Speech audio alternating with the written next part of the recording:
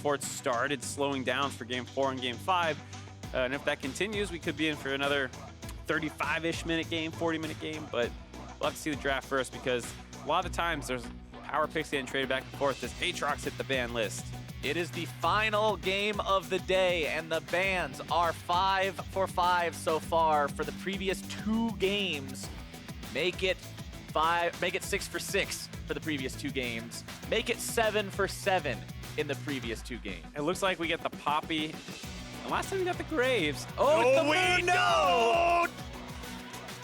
Dr. Mundo locked in for Fallen Bandit. When everything's on the line, you flex on him. And Fallen Bandit has been known for this champion this split. And CLGA will also say, you know what, Shoryu? No more Kai'Sa. We're playing that. Also, yeah, the Kai'Sa's a big takeaway. What's the ramifications of this, though, are that now you can get that Trundle pick right here, also into Fallen Bandit, which would be pretty good. And they take the Varus away for themselves. So they swap Marksman. Swap. Was Shoryu on 4 games of Kai'Sa? Yeah. No, he wasn't on 4 games of Kai'Sa. It was 3, and the first game was something else. Yeah, the first game was something else that I don't remember. So let's not think too much about it. Either way, we got a Marksman swap. Hard stays on the Trundle, which you heard the AD talking a fair amount about. They wanted to get him off of it. Not the case, and they still have a big tank in the top lane. You got to think the Graves pick is going to come through here. Otherwise, it's going to get banned out in the second phase of bans. We'll see if they spring for it, or if there's something else. They could reach for the Akali, which is also getting banned out in the second phase. We'll have to see what they grasp for. The Trundle so critical for TLA so far. Getting it in this final game is so big for this team. CLG Academy responding with the Gragas for the jungle. Going in a completely different direction, taking Gragas here into the Trundle. They want some more playmaking is all I can figure, because the Wiggly power farm and become strong for late game hasn't really been working out for them, and they want a champion that can influence these lanes early on. Well, remember, the Gragas was what they played into the Trundle in game number 2. The first game that they lost to TLA, that was when Hard was able to find the success onto the mid lane Kassadin, and Gragas was like, well, okay. That felt like a little bit more of a Kassadin problem than a... All right, so we're gonna... Well, that's the same opinion that CLG has here as well. They're saying the Gragas was not the issue. The issue was the overall state of the solo lanes compared to their opponents. We're going to fix that. We're not going to mind it. It'll be fine.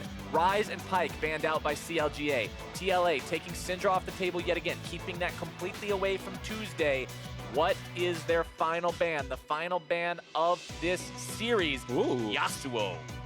I like that adaptation, actually. It felt like they've been playing a lot of Akali bans. But they're scared of the Gragas-Yasuo combination onto Insanity. So they ban out one of the combinations it works very well with. Has Braum won every game so far? I don't believe so, because I think there was a game TL did not pick Braum. Okay. And won. I think last game was the first game for Joey on Braum, because he had a Pyke game that he won on. And then lost on a Pyke game. Okay, fair enough. Fair enough. So it's not 100% win rate on the Braum, but Team Liquid Academy deciding, hey, game number 1, Akali didn't exactly do the job we wanted her to do, but here in game number 5, we're ready. We're going to bring this back.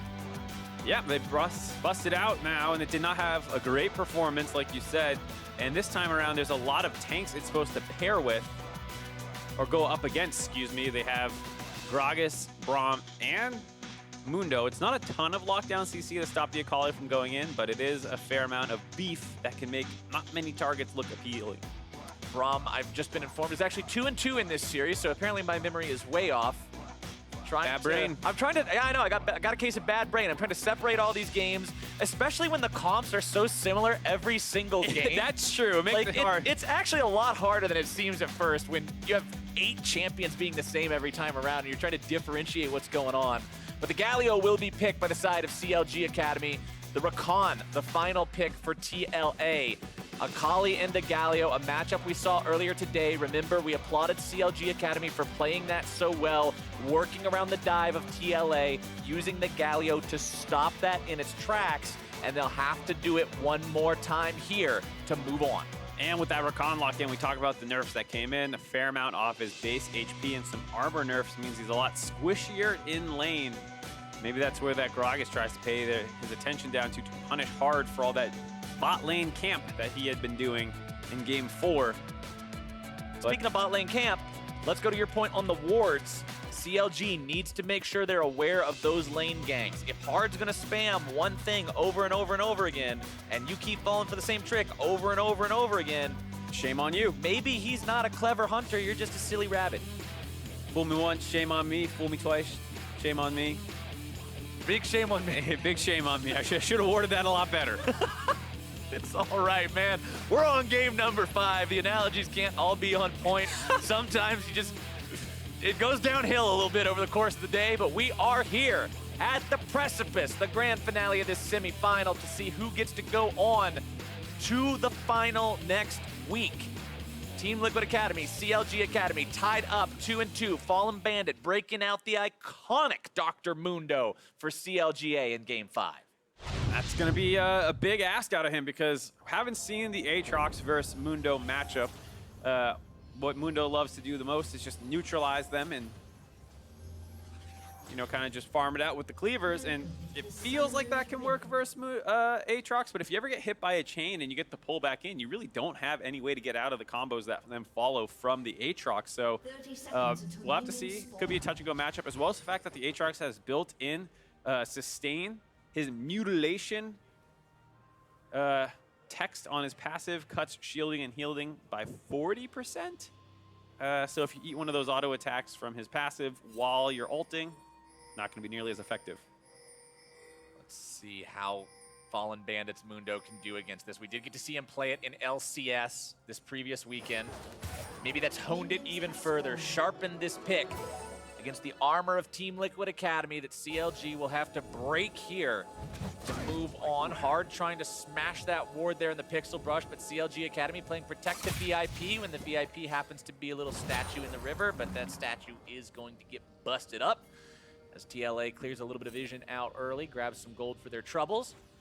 Rakan has the highest farm in the game, and Team Liquid Academy with this Akali pick again. Let's see how Insanity does on it. Again, it was thoroughly not impressive in game number 1. He wasn't able to really find his marks. He couldn't jump in and do much of anything. He just sort of got wombo comboed along with the rest of his team.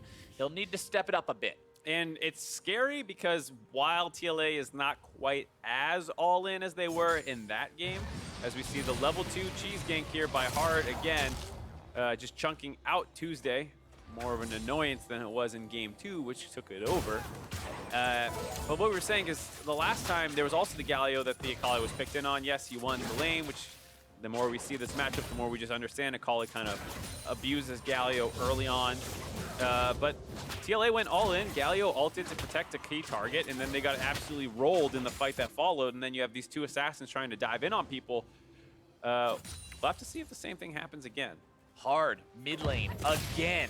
Pillar, mid lane, again. Tuesday has backup and isn't afraid. Doesn't have to flash out of this one. Team Liquid, once again, they've headed to the sporting goods store. They've picked out a nice tent, except this time they're setting up shop in the mid lane instead of bottom lane.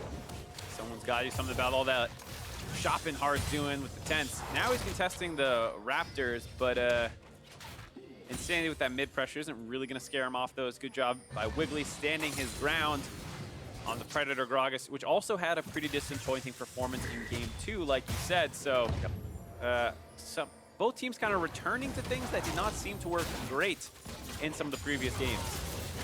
Joey finds a nice double knockup onto Phil and Otto. Gets himself away now as Viper gets into a trade with Fallen Bandit. Loses the start of the trade, responds to some heavy damage of his own. Willie to briefcase on the way out as Hard walks away with no red buff steal. It was Wiggly who secured his own red. It's Hard's red that's actually running low now that he secured of his own a while back. Goes for the Scuttle Crab. Wiggly's not going to bother moving after that one. Instead, it's Insanity that he's after. Flash into the taunt, into the body slam, into the barrel, into the damage, into what should be first blood. Over to CLGA. And this time the Gragas comes up huge. TLA had winning lanes in the top and the mid, and they wanted to try and use that to convert to some early jungle pressure by the Trundle, but the red invade does not work out. Hard backs out, and the communication is not there by the team to tell Insanity, hey, the pressure game is over for now. We need you to back off. Committed his Shroud up in the top of the lane, so he got forced out. And a nice angled gank by Wiggly with the flash set all that up. Huge play by CLG grabbing first blood in this mid lane.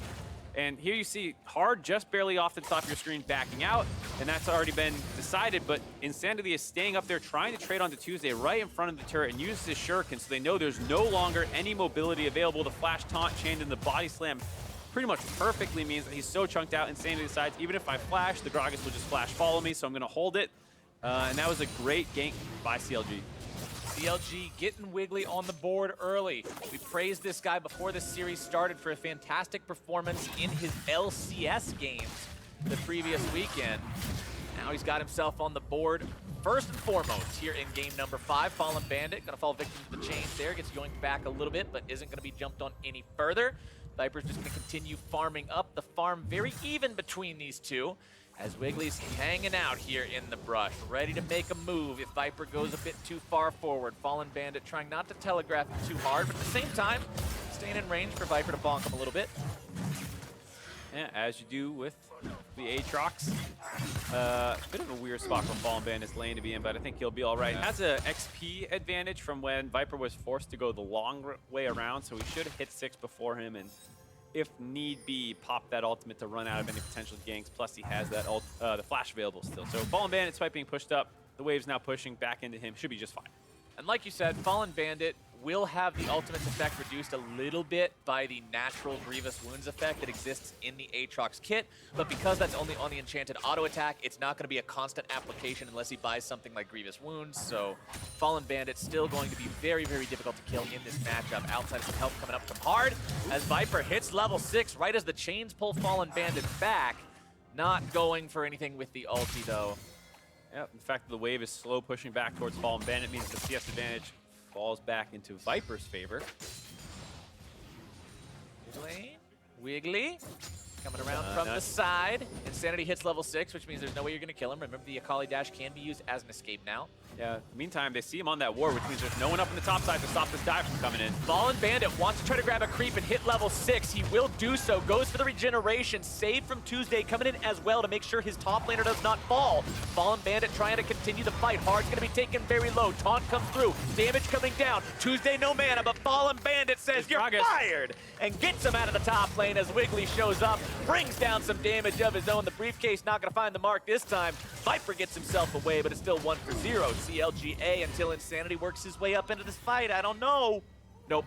Going home. Yeah, no way to go around and find a kill in the middle of 3 relatively healthy tanks, so the Akali's going to back out. And I got to say, I think the decision to call out that dive actually might have been the wrong one, despite the fact that there's a Galio ult coming in and a regenning Mundo. He got down so low. I think if they both, with their flashes, committed to finishing off Fallen Bandit when he's at 300 HP right here, just get the kill. I think if they both go with the healing reduction applied, you see that he's at 200 HP. I think they can just finish him off. They don't do it. Fallen Bandit chases down, and now they're split. No way to help Hard out for Viper. He has no cooldowns left up, just kind of standing around, and they get the kill onto Hard. And then Wiggly comes in to make this a potential double kill. Not going to be able to find that one as Viper lands the chains onto Mundo to pull him back. Which was actually critical. If the Mundo wasn't slowed down by those chains, the briefcase probably hits, and then that's a kill onto Viper. So good aim there with the chains. But still, a bad situation for Team Liquid Academy to find themselves in. Even though they are down 0-2, though, their advantages in terms of farm, specifically in, well, actually every role across the map, they are dominating in the farm aspect, putting them ahead in gold.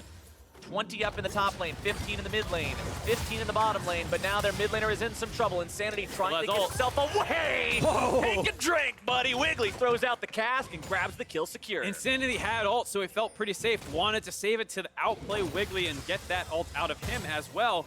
But he's just a little too slow, or Wiggly aimed it well enough, one of the two, to make sure he gets that kill onto Insanity. And while you're talking about these CS leads, we have seen time and time again in this series, TLA win the early game, but then the better CLG gameplay of a team come through. So far, CLG's doing a good job making these plays happen early game. Let's see it again here. Onto Insanity. And this Galio versus Akali matchup is one that does eventually start, like we say, become better for Galio as he's able to start landing more of his combos, and Insanity using his Shroud for trading in lane again. Once it comes out, that's when they decide to take this fight. He could have ulted out maybe a little bit earlier, but tried to do it in reaction to the Gragas ult and just can't get enough distance. The first ult charge is a lot shorter than the second one, so you can't get quite as much distance. If he did it right away, maybe he gets out, but either way, I mean, that's just great snipe by Wiggly. Good stuff from him, who's now 2-0 on this Gragas. Hard off to 0-1-0 on the Trundle. The first game we haven't seen him have too great of a performance on that champion this series. Still only a very slight gold lead to the side of CLGA, despite the fact that their opponents are still yet to find a kill. Dr. Mundo with Ninja Tabbies working towards the Sunfire Cave. Same type of thing he would have been doing on the Poppy Fallen Bandit, building those items on the Mundo to make sure he can deal with the Aatrox in the split push. Joey tries to go forward a little bit there, ends up nearly getting himself stunned, but does get away in time. Bottom side, Shoryu's Varus is just keeping Otto so far down in farm on this Kai'Sa. But that's kind of how TLA's comp should be working. I mean, they have winning matchups in all 3 lanes plus a jungler. They should be snowballing through this game. And the fact that they're down gold due to CLG's good playmaking is actually fantastic for CLG. This is an instance where you cannot trust the gold lead to be telling the story of the game. The fact that CLG are even is huge for them because this Kai'Sa pick will come online. The Galio, Mundo, Gragas, and Braum can all do a great job protecting her from Akali and Aatrox, who, if they can't kill the Kai'Sa, are going to be basically useless in team fights. We wanted to think about contesting the Scuttle Crab there, but as soon as bottom lane moves up, as soon as Joey's nearby threatening things with the quickness, it's time to just head for the hills. Not worth sacrificing yourself for the crab on that one. CLG Academy still trying to farm up here in the bottom side. Phil looks to go for the Glacial Fissure. They are going to be able to stun up that enemy with one more auto attack, and Wiggly goes on a killing spree. That's 4-0 now for CLGA. Tuesday, good use of the flash to make sure that he's not interrupted on the Justice Punch away. Gets himself out of a potential bad situation on his own side of the jungle. Yeah, did not want to risk giving up a kill as his bot lane just made a play with Wiggly, who stole away his 3rd kill of the game. May have been a little better served on the Kai'Sa, but either way, a really nice angled Braum ultimate by Phil to set that one up. But TLA is angry. They want to answer back. TLA trying to get in there with the Trundle Pillar. Viper's already used the ultimate, trying to go into the fight. TP used by Fallen Bandit will immediately be canceled. All he wanted to do was get the scare effect in there. And he did that, and there's a minion wave crashing in on the top side. TLA falling apart, it feels like, honestly, right now in Game 5. Their communication is off. The decision-making does not look nearly as crisp. Calling off the dive in the top side when they probably should have hard committed to finishing it. That time, calling Viper down for a TP to try and flank on a bot lane. It saves their bot terror potentially and maybe some damage on it, but they make Viper lose a wave and a half top and a bunch of damage down on his turret, which is negating a large part of that CS lead he worked so hard to build up for himself. Right before this game, we heard Otto talk the talk, saying we know how to play Game 5s. If it gets to it, we should be prepared. And so far, CLG Academy are walking the walk. This seems like a team that knows what they need to do coming into this game. There's not signs of mental fatigue. There's not signs of slipping up. They seem like a clean, well-oiled machine. Yeah, we talk about also the trends repeating themselves over the course of the series. CLG winning all the odd-numbered games so far. This is going to be Game 5. Guess what that means? A CLG win. Maybe TLA should have gone over onto the red side just to break the pace of the games up between bouncing back and forth. At the same time, though, we can't discount TLA just yet. The early game hasn't gone the way they would like it to, of course, but there's still no objectives on the board of any kind, shape, or form. No turrets, no Drakes, no Rift Heralds. It's 4 kills to 0, but when your farm is ahead the way it is in every single position, you're still keeping yourself relevant in terms of the gold comparison. You can still take a fight in open, even ground and have a legitimate chance of winning. It's absolutely the case. If CLG is not careful and Otto ever finds himself in the wrong spot, he could drop, but they are playing around him now. Bill going for play again. Body slam not going to find the mark. Shoryu nearly stunned up, but this may be turned around rather quickly. Otto taken incredibly low, going to be taken down, and this will get turned around real quick. It's a rampage for Wiggly, but now he's finally shut down, and CLG Academy goes way too hard for that one. Excellent outplay from TLA. They could not get onto Shoryu quick enough. He also has the heal, the summoner advantage in a fight to be able to keep himself alive and bait CLG into hard committing to him. And just as we're talking about how CLG might be through the hardest part of the game, but not out of the woods yet, they make a mistake around the bot lane and will lose the first turret of the game. What a swing there for TLA. They put themselves in the driver's seat in terms of gold. They grabbed the first turret, and it's all because CLG got a bit too greedy, trying to force a play that wasn't quite there. Let's take another look. I think take another look and see if they could have done much better. Phil's going to hop to a minion to start this out. A nice ult onto the Rakan first, so not quite able to get onto Shoryu. And then Otto takes the ult in, but Joey is able to drop his CC at the same time, and then the heal by Shoryu, keeps him alive long enough to be able to trade back right away. Just feels like they didn't land enough of their CC together on the same target. And the fact that when Shoryu went in and got charmed and knocked up, that's a significant portion of their damage disappearing from that gank, because we're talking about all these tanks and a hyper carry. If the hyper carry is locked down, the tanks aren't doing too much. That gold grab is having all sorts of roller coaster fun this game. CLG Academy going for first elemental Drake, looking to make the Earthquake happen. They do. Good steal attempt coming out from Joey there with the Gleaming Quill, but the smite comes in as it should from Wiggly, making sure they can secure that objective for themselves. CLG Academy, though, you hate to see a team get ahead and then put themselves in a spot where they're essentially giving that lead back over to their opponent. It's the same thing that we saw Team Liquid do back in game number 3 when they were so far ahead and then they picked a fight that CLG was able to win. Yeah, but this is a lot, almost like a microcosm of the entire series. The leads going back and forth. TLA have a stronger early game comp. They're dominating in CS, but CLG finds a bunch of kills to neutralize that advantage and pull themselves through the hardest part of the game for them. But right as they feel like they should be starting to turn the corner and get control of the game, they make a misplay around bottom, and TLA are right back into the driver's seat, which, like we said, is how the entire series has gone. I say you hate to see the plays that a team puts themselves in a bad spot, but what you do like to see is when a team, even if they were behind a little bit, recognizes the change in momentum and can get themselves into a spot where they're now the ones playing for the objectives. They're now the ones setting the pace. Team Liquid Academy, you can see them going for the Rift Herald there. They did have to stop, but they've got the bottom lane rotated up to the top side. With the absence of that bottom lane tier 1 turret, this is of course what you could expect, and they're going to keep the push alive. See if they can do anything about that. Defending the Rift Herald's a big deal, but it still feels like they're down pressure on this bot lane, which is where a lot more of the action has focused since people have got their ultimates online. Still a 20 CS lead for Viper over Fallen Bandit.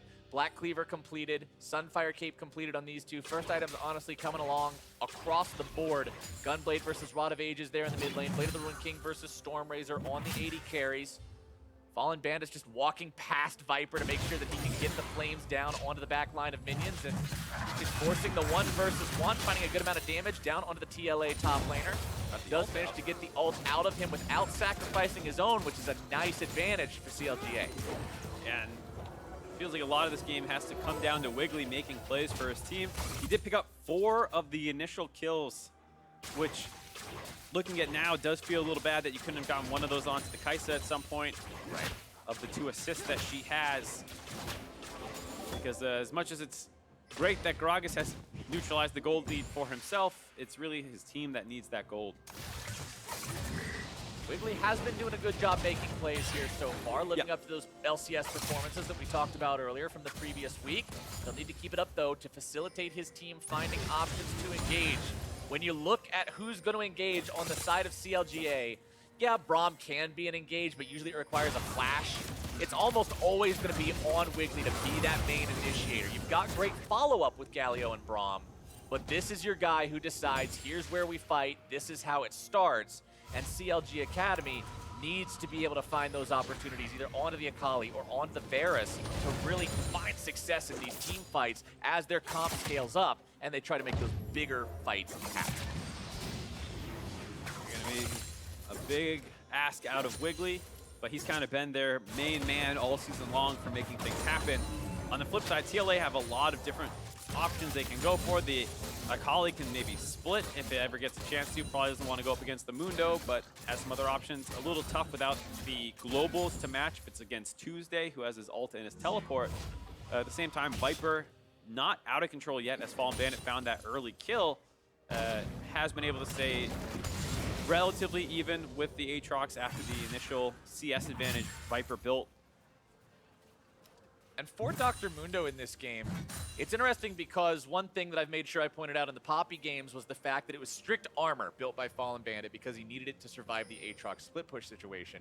Dr. Mundo, you can see the Kindle Gem in the inventory probably going towards what I would believe is a Spirit Visage on the champion, because even though it's a health and magic resistance item, health is still useful against Aatrox, and the healing bonus you get is so effective on Dr. Mundo, you can still justify building the item against the magic damage on the enemy team. You're going to be the main subjugate target, that's magic damage. Shoryu does a lot of that as well.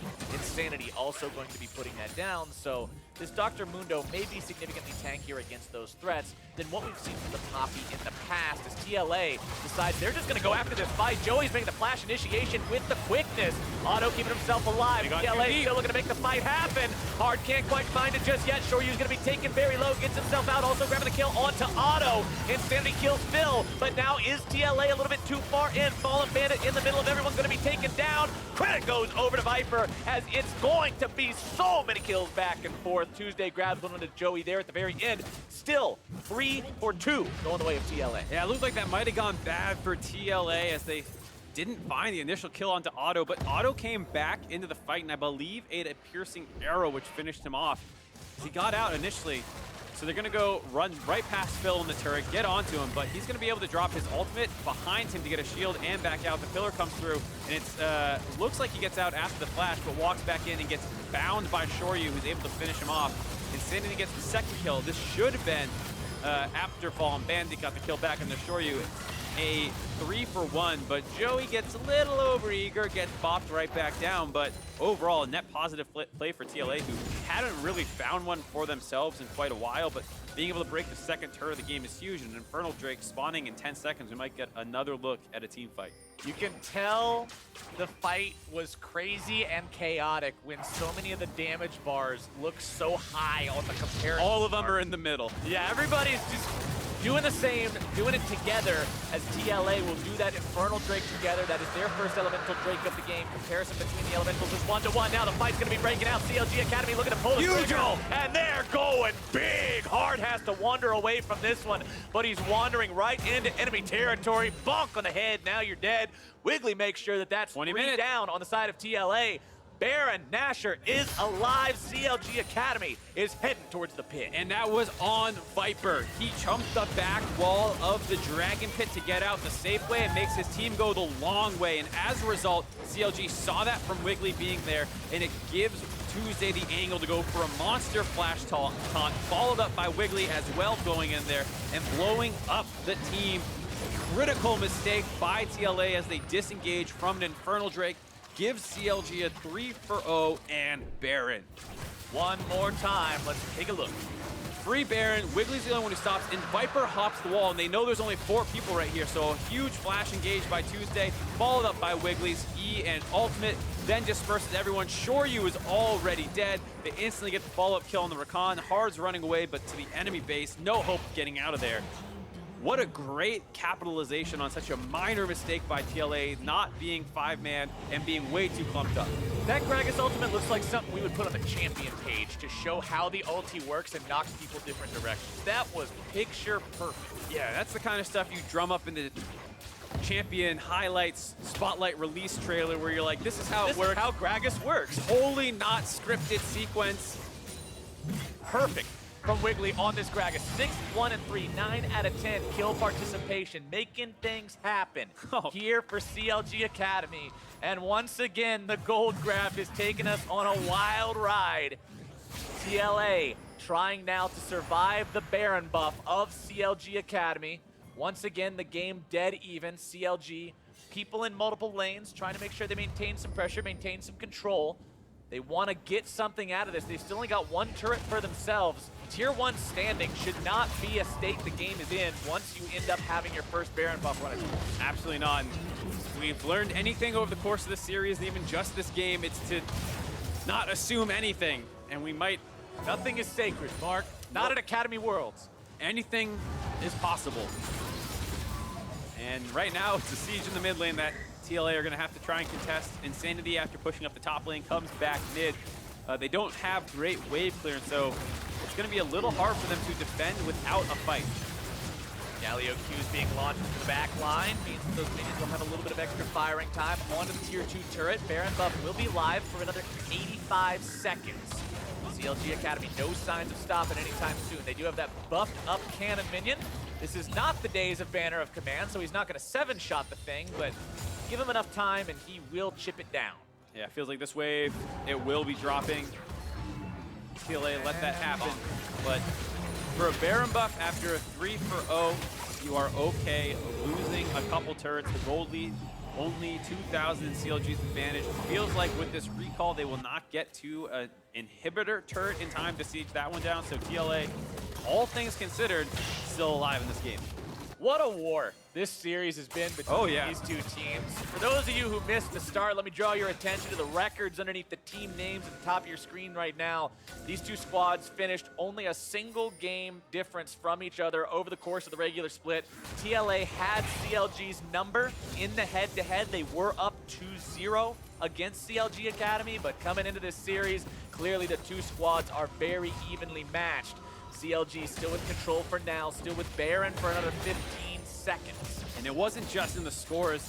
The players themselves cared a ton about the fact that they were losing to the other team. CLG felt like they should have won the first game. A crazy power outage happens, and they were looking forward to week 9 to be able to get their revenge. And once again, TLA bested them. But it'd be sweet revenge to get their first victory of the split. Yeah, get their first victory of the split over them, leading up to the finals.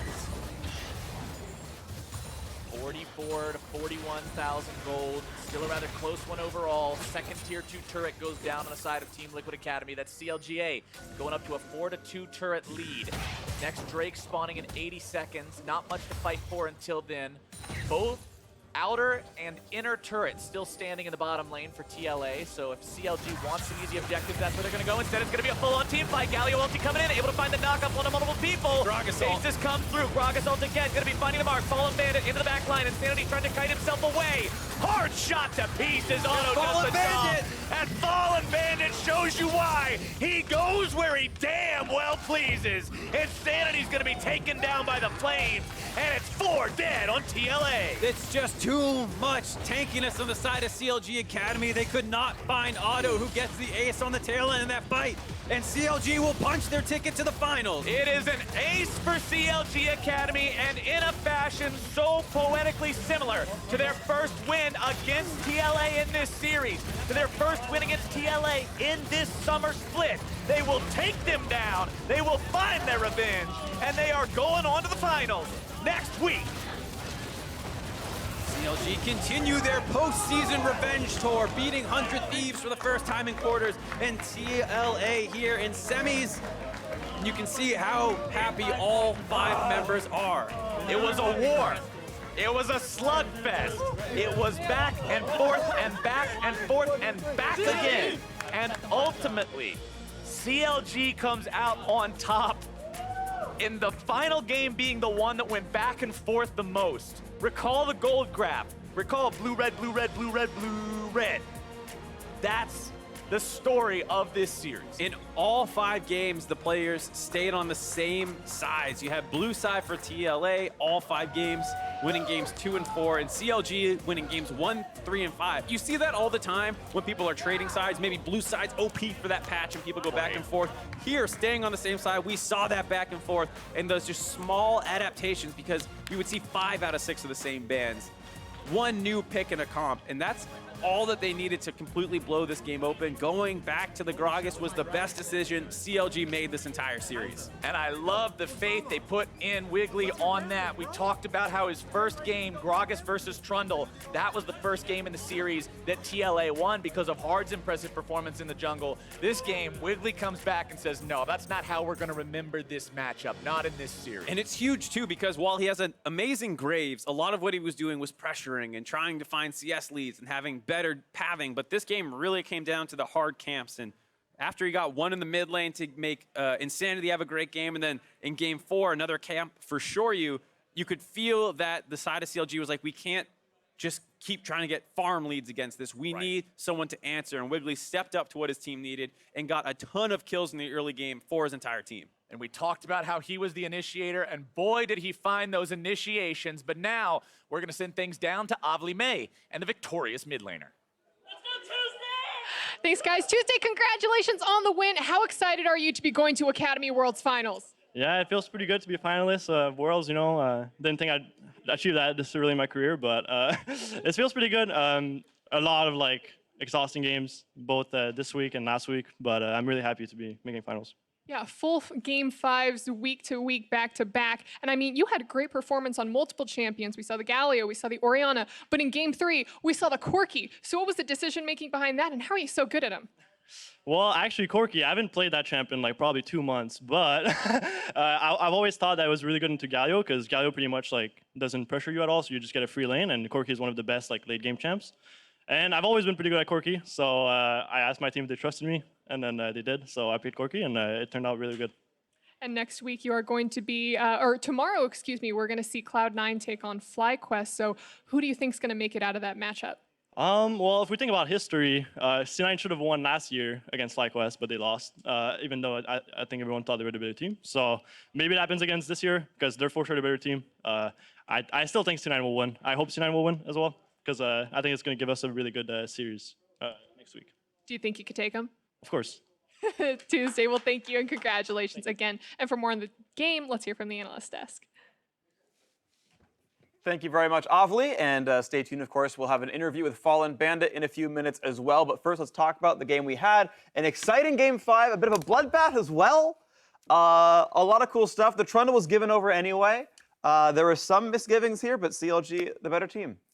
I'm surprised. Not that. I mean, after watching the split, I understand. But not that CLG won. I'm surprised that they handed over Trundle. Okay. I'm surprised they handed over Trundle and they put Wiggly on Gragas. You know, that's a known matchup, and I think Wiggly played really well that game. And it was good to see that they played around bot lane and they stopped the Trundle. Yeah, I like the return to the Galio as well. Kind of, if you aren't going to be able to win these matchups, at least be able to have team fight impact, which seemed to be like what CLG was kind of playing for anyway in most of their games, because they were saying we're never going to win top lane, so there's no way they're going to have like 3 winning lanes. Right. So they picked the Mundo for this one and let that go equal. Exactly, and so play more for the mid game, the team fighting phase, and lean on their teamwork. Which I remember coming into the day, we had some players from TLA saying they really just lean on their teamwork, but they're not even a good team. But turns out they are a pretty good team when it comes to playing around that. I don't understand that. Why do people say, oh, they just rely on their teamwork, but they're not a good team? That's literally what it comes down to. That's a nice way of saying they think they're you're bad players, right? Yeah. That's actually how you do it. Yeah, but like the whole team is auto-filled. And of course, speaking of which, we get this bottom lane fight right here, which actually the first one's great. A good ult from Wiggly. Of course, the setup was already there from the bot lane. But that gets revisited a couple of times. Not all of them very pretty. Here's a mid lane fight. Yep, this is Tuesday taunt flash for the Wiggly follow-up body slam flash from behind. This was the game-winning fight for sure. That's the sweet barrel right there. Yeah, and that was actually our Q, but the Q gets there in time. He can blow it up before they get out of range, so he lands all the damage. Of course, Gragas' big buffs that got him back into the meta was a bunch of AP ratio buffs, so he's seen mostly Runic Echoes Gragas, and Wiggly's got some good damage here. Yeah, he was able to separate people again, and this one, right into the arms of Fallen Bandit, and like the Mundo flank, it looked like it was going to be bad, because the Galio was coming into this fight, and it was a 4-on-5, but then the Gragas barrel just separated everybody and scattered them and actually got Fallen Bandit involved a little sooner than he normally would have been. That was pretty nice. That's like kind of a good redemption name for him too, because every single game he's like, yeah, I'm playing Jarvan for the team matchup, we'll lose Riven. All right, you gave me 3 games of Poppy into Aatrox in a row. Okay, I'll suffer through that as well. Finally gets to actually do something active in a team fight. I think that feels a bit better. But yeah, you're seeing second highest damage in the team be an AP Gragas. I think that's actually pretty great. Yeah, but the highest damage is a Galio on this Sure. team, which makes a little bit of sense. You have a lot of beef balls in this composition. It's a lot of melees just running around. So, and even just like the Akali, right? So everybody kind of has to be in range of the Galio for the whole top half of the map for TLA to work. So I actually really like the pick there for Tuesday. I'm going to stop you real quick. We have another interview ready, so let's send it back to Avli for a word at the CLG Academy top laner. Thanks, guys. Fallen Bandit, congratulations on that win. And coming into that game, you had a pretty difficult matchup. I know a lot of focus on Team Liquid was up on Viper in the top lane. So what kind of personal preparation did you go through to face him? And what did you think about him as an opponent? I think Viper's a really good top laner, and his team plays around him really well. I personally had to review a lot of different matchups that he might have been able to play. I think usually he plays like a Riven, Irelia, Jace, and typical lane bullies that scale really well in the side lane. But since we picked red side every single game, or we picked red side and they picked blue side every single time this series, then he just defaulted to Aatrox, and I think that was a lot better for us because Aatrox doesn't scale that well into mid to late game, in my opinion. So we saw you on the Poppy, but what was the decision making to bring out that Mundo at the end? So with Poppy, similar to Mundo, I'm gonna get shoved in the early game. I just think Poppy's a lot harder for them to tower dive, because if they're playing Aatrox, they have a really strong early game on top side of the map. Their jungler might try to tower dive me early, but with Poppy, it makes it really scary. If I pick Mundo, I can still farm up, but I don't really have any play options under my tower, so it's just up to Ray to defend me better then. But I think Mundo is able to run down Aatrox easier, which I did later that game. You guys took down another best of 5 against Team Liquid. I mean, what did you think about your performance throughout the entire series? Honestly, game 1 was super nerve-wracking for me because they just pulled out all their power picks. They locked in like Akali, Riven, and I was like, holy, this game 1, whoever wins this, might just sweep it like 3-0. It didn't go that way. We went to game 5, but I think I played pretty well around Viper's aggression. I thought they would try to snowball topside a lot harder in their matchups, but they kind of threw us a new one, and they kept just kept ganking bottom, which is like not normal of them, or how they usually compared to how they usually play. How did you guys respond to them, the shift of the focus bot lane? So they started focusing bot a lot more. So as the games went on, we made it a higher priority for us to also focus towards bot side, counter their plays, find out when they want to go for their timings, and just counter gank them or make the play before them. And I think in that game 5, we actually had a lot of times where we know they're trying to make that play, and we counter them, and then we just kill them and get a lead. And something that I thought was super interesting was that you and Wiggly, right after finishing your quarterfinal, went on to play for the LCS roster last Saturday. So what was that entire experience like for you? And were you able to pick up any lessons that you ended up bringing back for today? Yeah, being able to play with our main team, they definitely taught me how to play with my priority better. I'm always learning from Darshan. Darshan's always teaching me on how I should visualize my laning phase and how to play the game better. So shout outs to him. He's always helping me grow as a player. And I think that week, me and Ray got to play on LCS. I don't think there's like a huge difference between because we only got to play against Clutch and Golden Guardians, but I don't think there's a huge difference between some of the bottom LCS teams and Academy teams. I feel like Academy teams have the potential to win sets against those teams if you're there to play like a BO3. So you're saying put you in LCS right now, you could take on the top teams? Let's try it. Let's try. Let's start with next week. We'll start there. Tomorrow we're going to see Cloud9 take on FlyQuest. Who do you think you're going to face next week?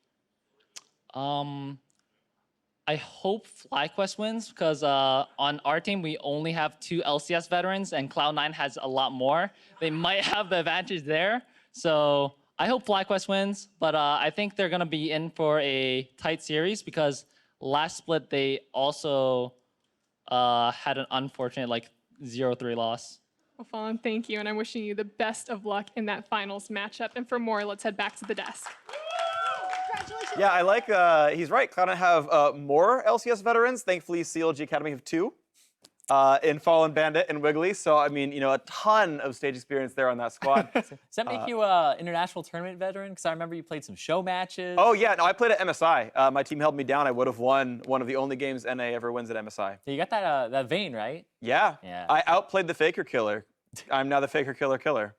And he can't take it away from me. But are you sure it was Fabivin?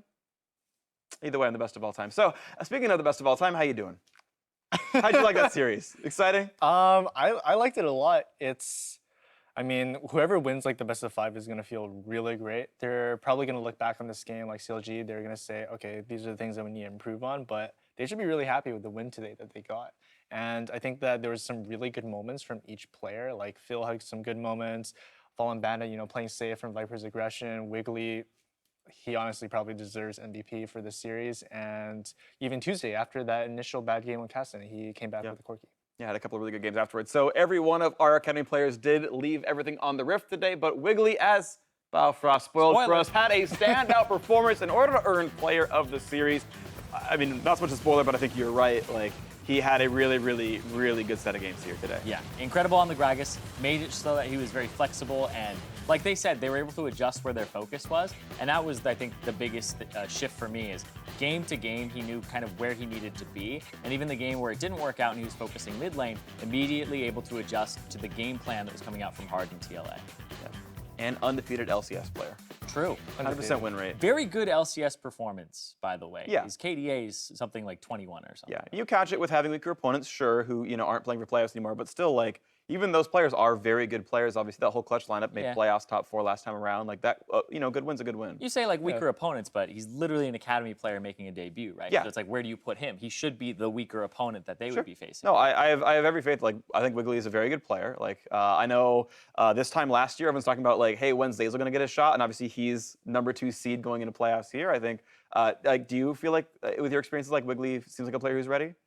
Definitely, for sure. I think that Clutch, when they play us, they're probably thinking the same thing. They're like, oh, it's just CLG. I mean, we could probably sub in our like academy players and give it a shot. And they tried that once. Yeah, and for us, we're just subbing in our academy players, giving them a shot because they've been playing well. And I think Wiggly deserves a shot. And he performed really well on stage. And today he performed really well as well.